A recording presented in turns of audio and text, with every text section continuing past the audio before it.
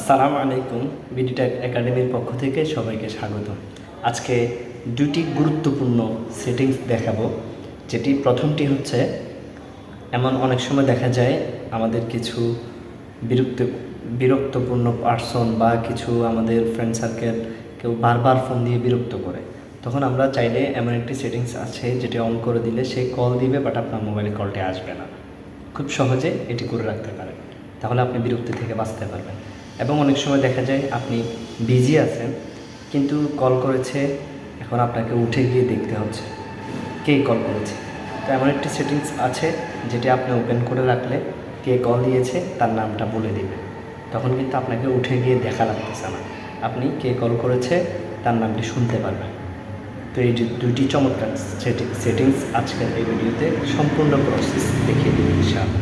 চলুন সরাসরি চলে যাবেন এই যে ডায়াল প্যাডে যাওয়ার পর এখান থেকে যে নাম্বারটাকে আপনি এরকম অফ করে রাখতে চাচ্ছেন যে তিনি কল করবেন বাট আপনার ফোনে কল আসবে না, তো এই ধরনের সেটিংস যার নাম্বারটাতে করতে চাচ্ছেন আপনি জাস্ট সেটাকে এভাবে ধরেন, আমি একটা নাম্বার এখান থেকে সিলেক্ট করছি, এটাকে সিলেক্ট করলাম, করার পর আপনি এখান থেকে দেখতে পাচ্ছেন ডিভার্ট টু ভয়েস মেইল, জাস্ট এটাকে আপনি টিক মার্ক করে দিবেন।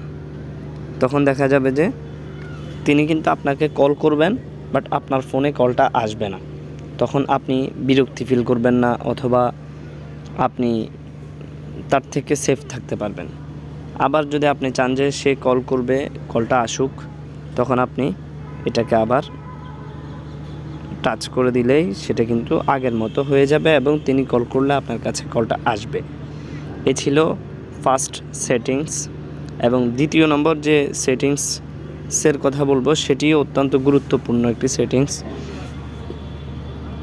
তো তার জন্য আপনাকে তাও সরাসরি চলে যেতে হবে ডায়াল প্যাডে। এখানে যাওয়ার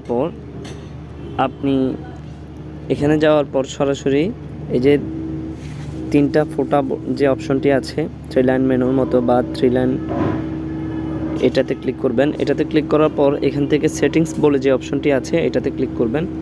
এটাতে ক্লিক করার পর একটু স্ক্রল করে নিচে যাবেন, একদম সরাসরি নিচে যাওয়ার পর এখান থেকে কলার আইডি অ্যানাউন্সমেন্ট বলে যে অপশন আছে এটাতে ক্লিক করবেন।